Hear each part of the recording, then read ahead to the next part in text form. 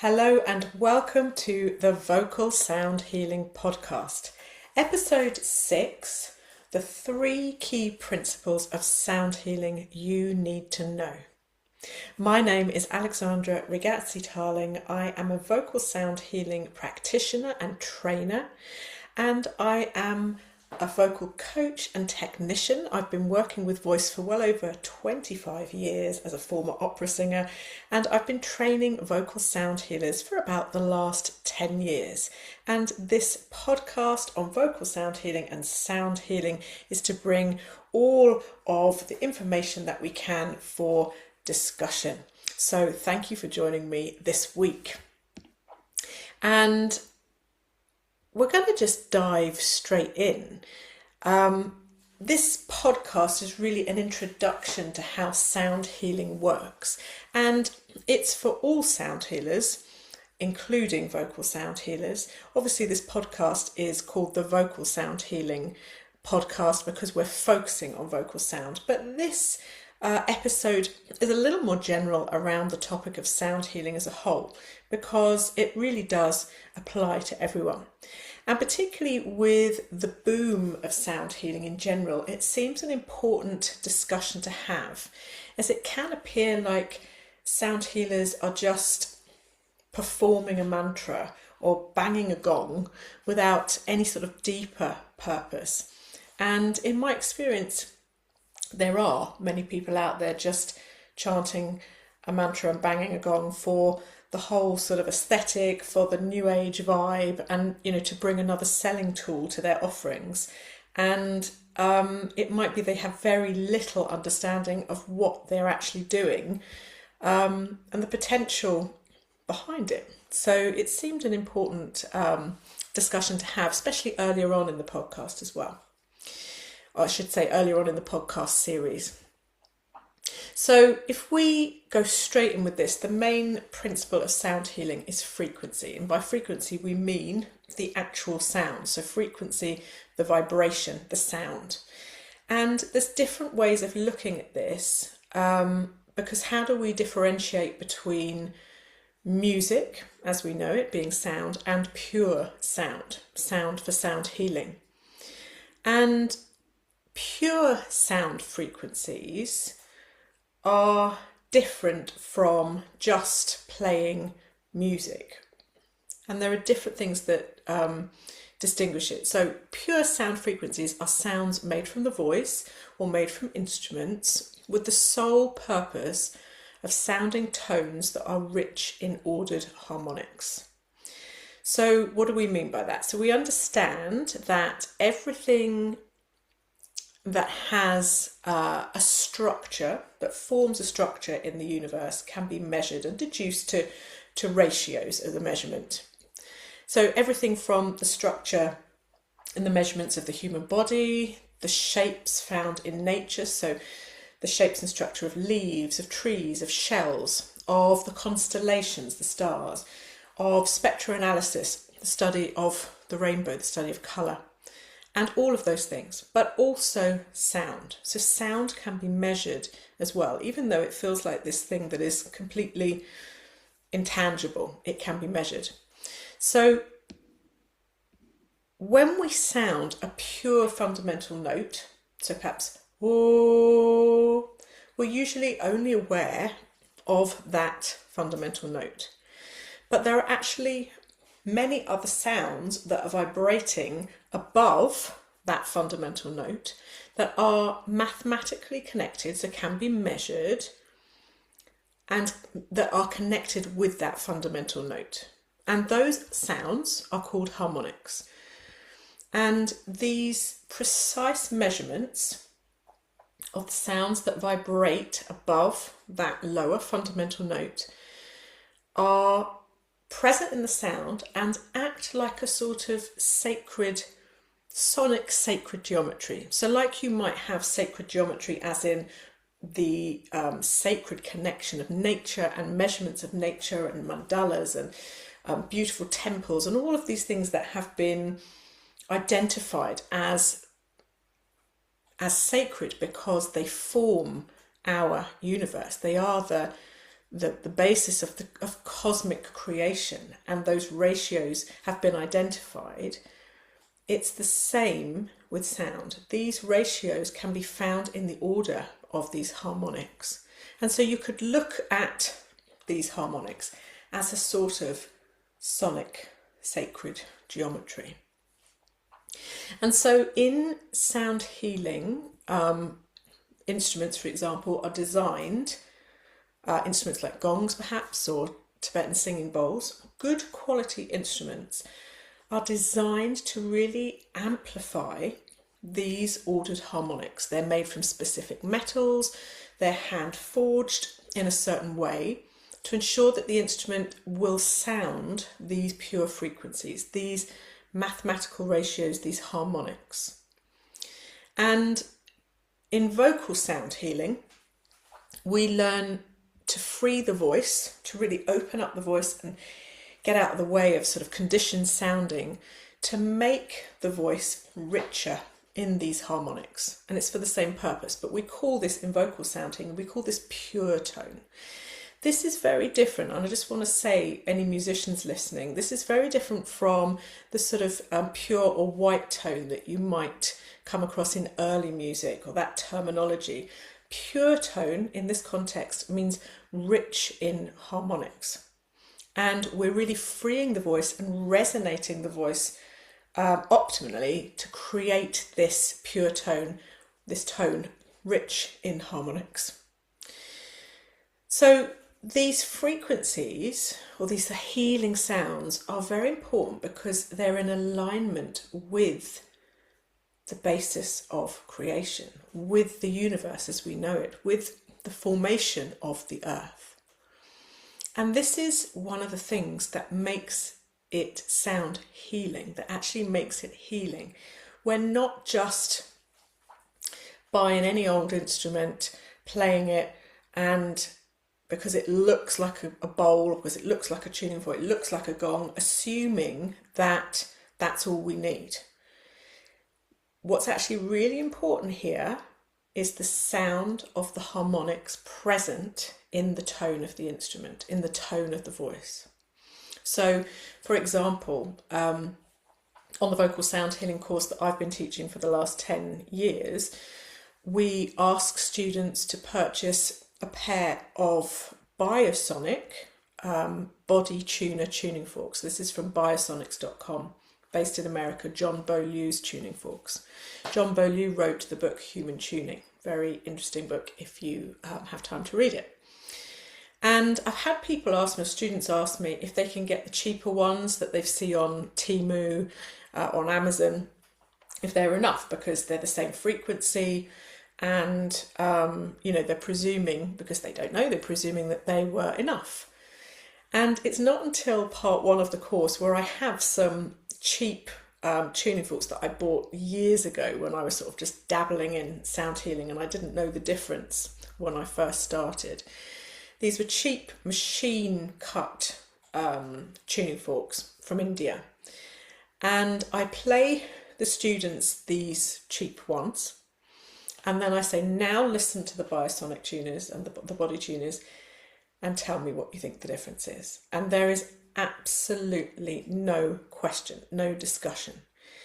The sound is more resonant in harmonics. There's a purity to the sound. There is, if you want, a sacredness to the sound. These are instruments for healing. And it's a big difference. We're not just buying it for show. It's not how many instruments can we have. It's what is the quality of what we're using. And we're going to go on in a minute and look at intention. So it's not about how many different instruments we have. It's how we can really work with what we have with pure intention. And it's the same, I said, with the voice. We're building our awareness of our vocal instrument, our own unique sonic identity. And we work with how to open the body, how to open the voice so that it can resonate fully and be rich in these healing harmonics. So that the frequency and the sound that we are transmitting is a really quality sound aligned with the harmonics, these natural measurements of sound, and the universe as a whole as we know it. And this is really key to being a vocal sound healer if you're building your voice. So really working with your voice, sounding your voice, practicing your voice, working a technical conditioning practice as well as a healing practice. And when we're talking about the voice, for vocal sound healers, we're not necessarily talking about the audible overtones. So it may well be that when you start to work with the voice and really open it up, you start to hear that harmonic series, the overtones sounding above your fundamental notes. But we're not talking about that specifically here. That could well come as a result of building a pure and rich sound. But we're actually talking about just building the fullness and the resonance of the sound first. And actually with the overtones, the sounding overtones very often in really strong healing conditions, when the voice is open and free, when the intention is in place, those healing harmonics tend to come through on their own, and you're not having to try to do it. It's happening as part of the energy in the space that's being created. So frequency or sound is the number one principle. It sounds very obvious, doesn't it? Because we're sound healers, yet I don't think it is obvious, because there are loads of people out there not knowing how to open the voice to create a pure sound, working with cheap instruments coming in from, all over the place that are not made to work in a healing context, that just, perhaps nice to look at and give you the vibe, but are not specific to healing, not really.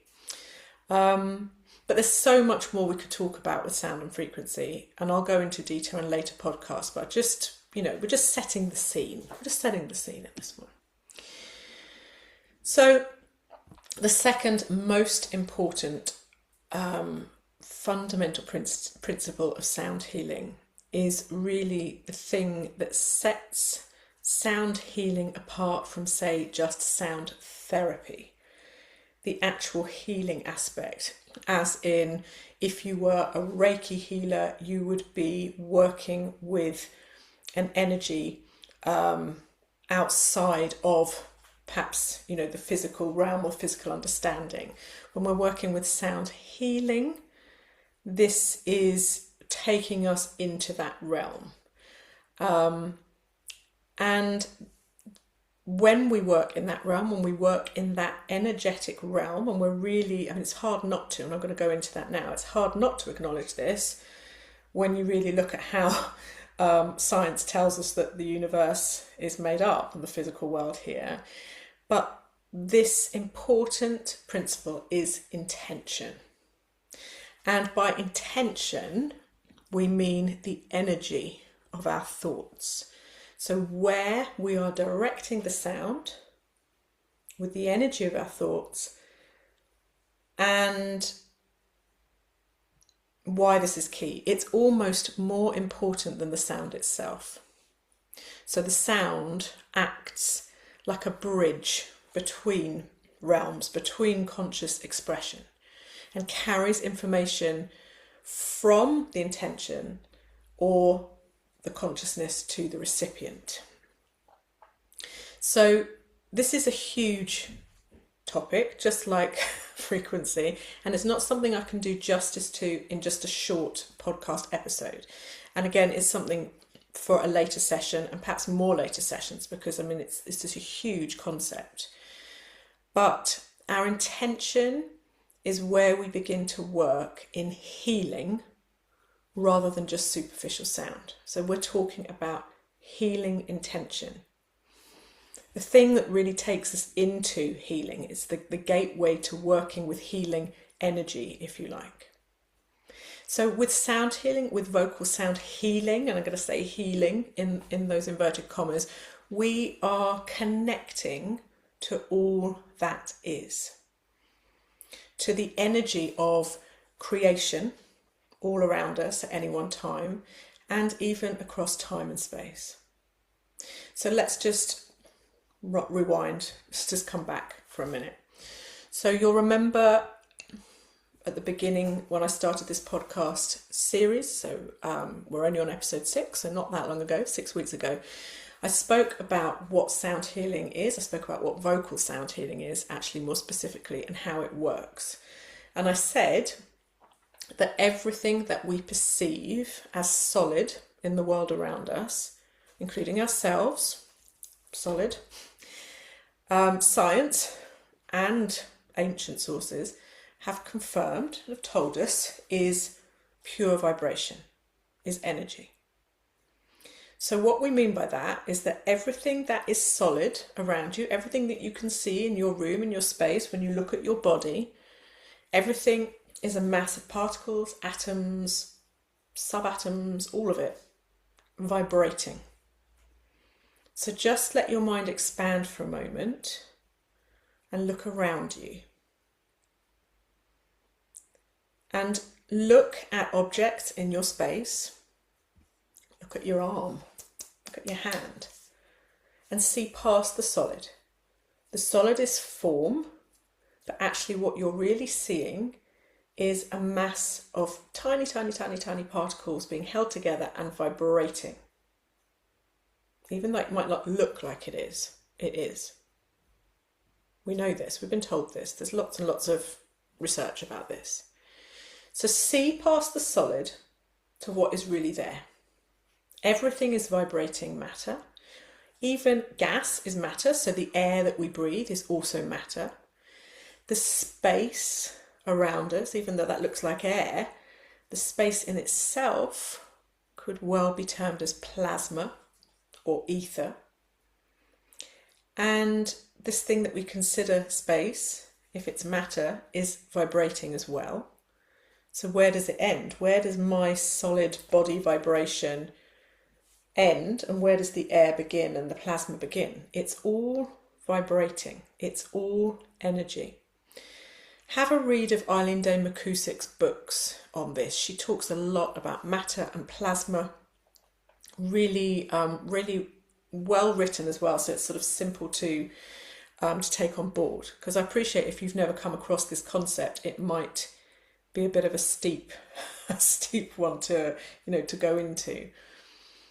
So if everything is vibrating, even the space between all of these apparently solid objects and us, then we can deduce that firstly, everything is energy, as I said, and secondly, if it's vibrating, it can be tuned.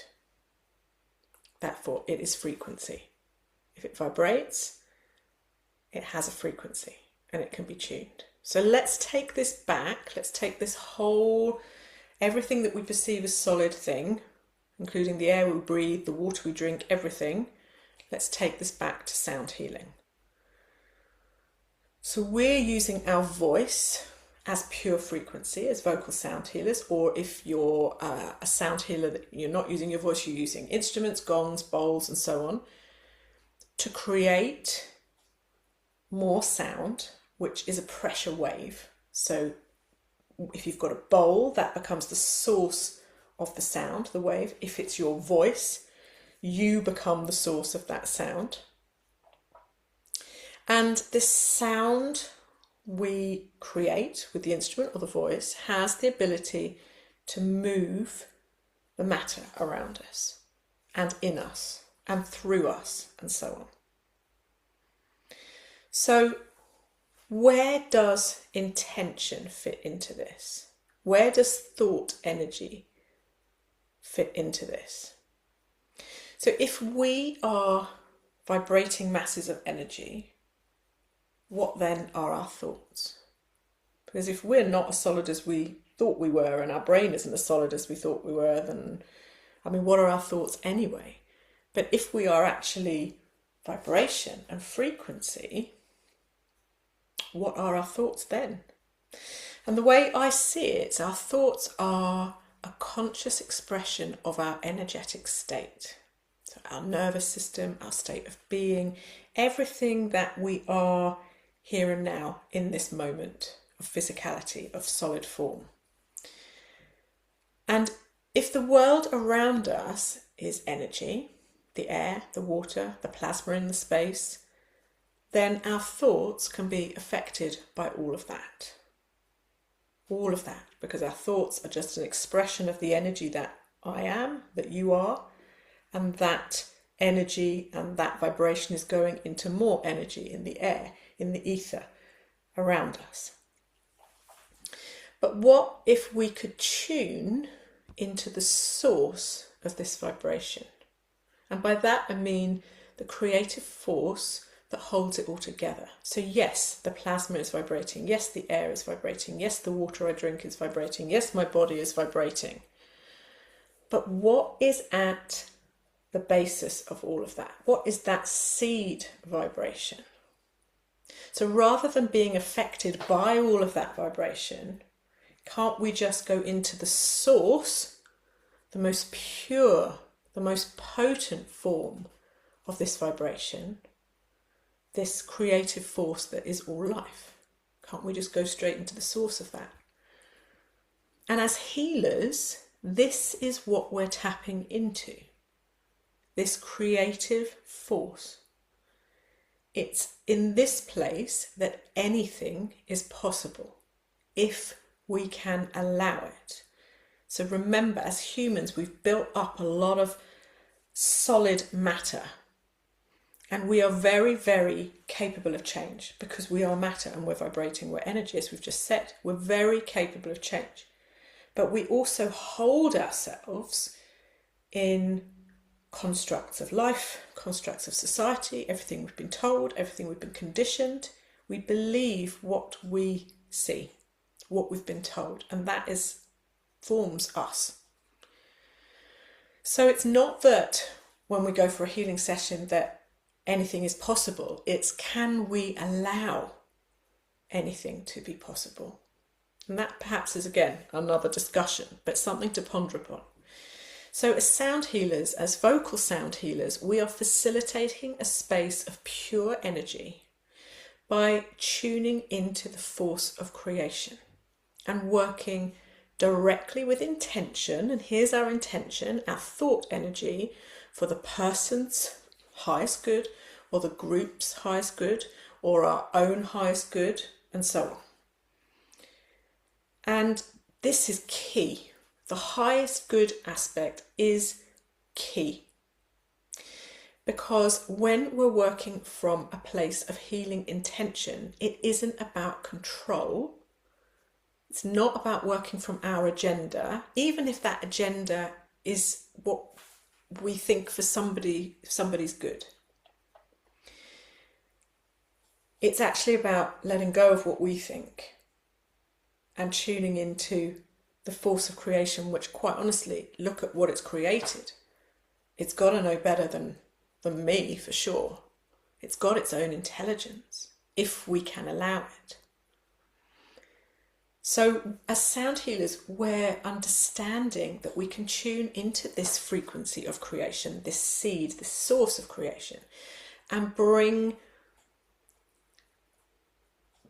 those frequencies from that place into the more dense physical world, where nothing seems possible at times, and where our bodies, and I think most of all our minds, are conditioned to think that we are limited. But if we can tune in with that primary force of creation, get to the root, the most pure place, and bring those frequencies forth, I believe anything is possible. So the way I see it, if we are all energy, and remember, science tells us that, it's not me being far-fetched, although I appreciate this might be quite a lot to get your head around. It's quite a lot for me to get my head around, to be honest. But if we are all energy, then we're all functioning like an antenna. We can tune ourselves We can tune into those purer frequencies of creation, of cosmic alignment, and we can bring these forward through our intention and allow the sound to carry this into the physical. And when we allow it to carry into the physical, we're bringing it to our clients, to the people in our sound baths, to the people in our voice healing groups. We are sharing that vibration. And literally, the sound that we share is charged with our intention. We are there vibrating in our massive energy, placing our intention to bring forward for the highest good this pure energy, this pure consciousness. And through the sound and through that pressure wave, this brings movement to our already vibrating bodies, to our energy. So we hold the intention, we create the sound with our voice, with our beautiful healing instruments, and that sound comes from a place of super high vibration because our intention has gone to that place. And for vocal sound healers, this is particularly strong because our voice, when in tune for healing, so when we've been really working to get beautiful rich sounds, pure tone and so on, is so closely linked with our intention, our thought forms. It's all being generated from the same being, from the same place. And I'd just say to people that are working, I've met loads of people over the years and people say, oh no, I couldn't possibly use my voice, but yeah, I'm doing my sound bath tonight. And I think, how can you work with instruments but not know your own voice, your own frequency? And of course, we've been through some of that, haven't we, in podcast episodes about the fear and all the rest of it. But you can't hide behind your sound healing instrument. Remember that if you're truly working with sound for healing here, if that's what you're buying into, the healing, then the energy of intention is flowing through you first and then through your instrument. You are holding the space and the instrument. So you can't get away from, it's all about you. And if you've got that fluidity in your voice, if you accept your voice as this powerful expression of the energy that you are, then there's no need to hide. There's no need to be afraid of it. All it's going to do is start to work with your own energy first. And, perhaps we all have to come to that when we're ready, don't we? The voice, there's no hiding with the voice. The voice will bring up layers of being that you didn't even know you had. And it will clear stuff out that you didn't even know you had. You can buy bigger and bigger gongs, but it won't necessarily be more healing for you and the people that you hold space for. It's more about the intention. It's about that intention, going to that place of pure frequency and healing intention for the highest good of the people you're working with. So Jonathan Goldman gave us this formula. He said frequency plus intention equals healing. And that's what we've just been talking about. And as I said, this topic is vast.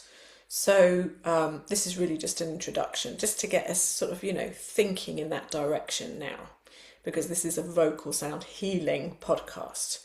This is all about the healing and how we can use the voice for that, But this is more general, I suppose, because, it does pertain to voice and instruments as well, but it's all connected ultimately. But the last principle I would like to talk about is entrainment. And this is a really important principle of sound healing, vocal sound healing. And actually, when you start thinking about entrainment, it's a really important concept to realise just for life in itself, just for how you live your life every day. So entrainment in the context of sound healing, but I'd say that is also life, because we can't get away from the fact that we are this vibration. So, sound healing and life, pretty connected. Entrainment in the context of sound healing is a natural phenomenon where a weaker force, which could be described as less consistent rhythmic vibrations, pulses, rhythmic vibrations, will join and synchronize to a stronger force if sharing the same space. So, for example, there are various experiments on YouTube showing entrainment and what it is. And I particularly like the one, I often show this in my sound healing courses. I like the one with the metronomes. It shows about 50 metronomes. So metronome is the thing that beats time. If you're a musician, it ticks backwards and forwards, a bit like a pendulum, but it's upside down. And it shows about 50 metronomes ticking out of sync on a big sort of board, on a big plate. And after about 3 minutes, even before 3 minutes, but after about 3 minutes, because the metronomes are sharing this common ground, they share energy. And so the stronger metronomes, the ones that are clicking and really sure of it, they start to entrain the weaker ones. And after about 3 minutes, all the metronomes are ticking in the same direction. So this is entrainment, the phenomenon of entrainment. And other examples of this might be in nature, for example, birds migrating, they'll all flap their wings at the same time, the same pulse to conserve energy. Shoals of fish swimming in the sea, when you see those beautiful patterns, this is entrainment. For humans, things like peer pressure is a type of entrainment. So where weaker individuals will go along with the stronger ones in the group and what they say and what they do. And things like women's menstrual cycles. So if women are together in a group for a longer period of time, they might start syncing up their menstrual cycles. So these are all examples of entrainment. But how does this work in sound healing?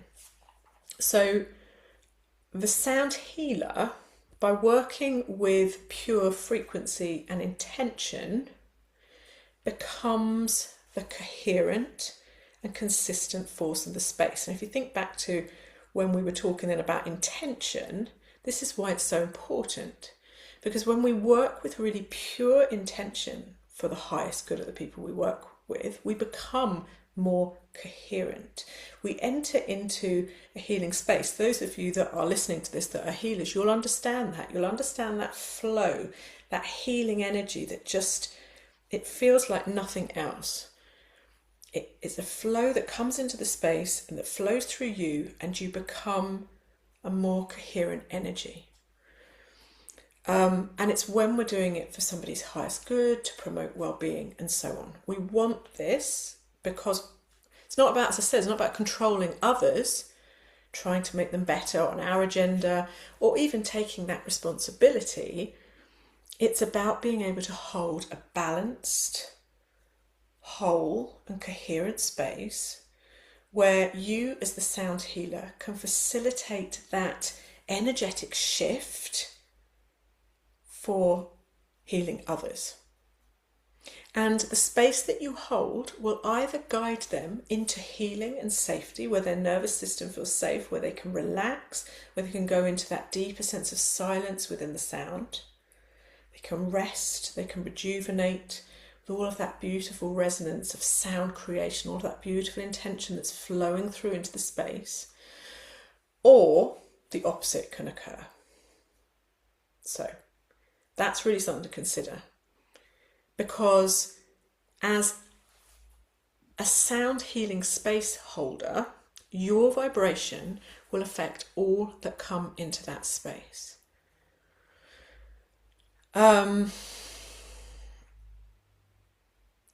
So, really understanding this discussion about sound, vibration and frequency, and about the power of healing intention is so important for your own well-being and for those that you work with, because this is the signal. This is, I talked to you about being an antenna.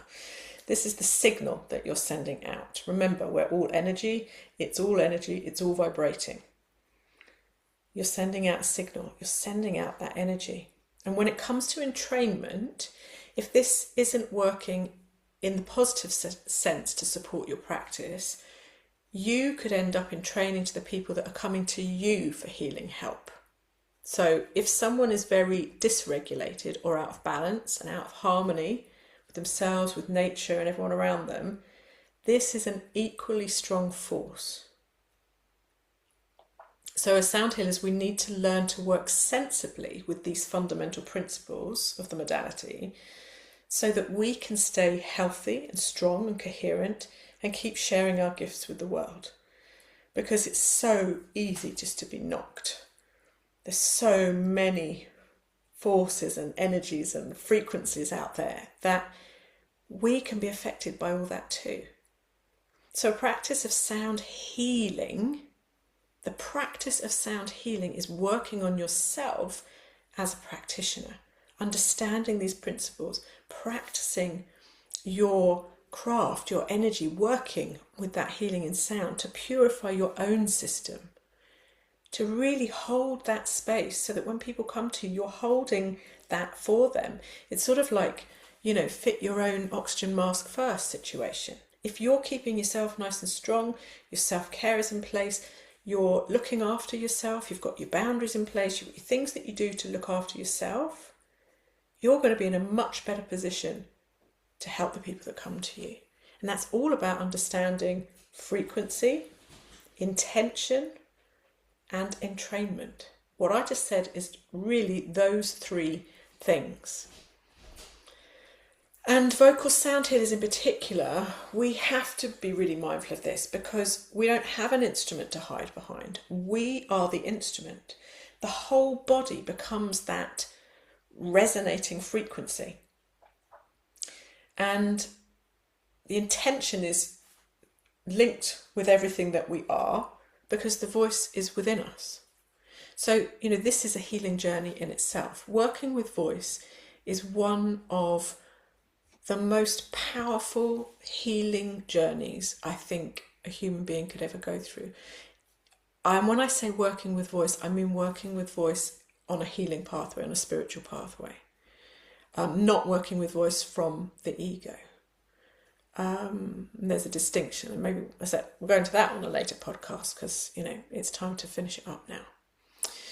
So once we've cleared all of our own stuff on our healing journey, or at least, that's a big thing, isn't it? We're not going to clear all of our healings, all of our own stuff, but at least learn to manage our energy, the things that affect us in a stable, consistent way, so that we can step into that healing vibration when we need. Then we become a stronger channel to work with others. And this is what we call sound healing. This is the healing journey. It's not performance, it's sound healing. So folks, I hope that has provided some food for thought from my way of seeing things this week. And I hope that you'll have a little think about those fundamentals of sound healing, the frequency, the intention, the entrainment. And do leave some comments if you'd like. And I hope it's been helpful. And I hope you can take it into your practice and it's useful for you. So do like and subscribe, follow along so that you're the first to know about new episodes. We're managing to keep these sessions up weekly. So do subscribe, and I look forward to seeing you next week for episode 7. But for now, take good care and see you soon. Bye for now.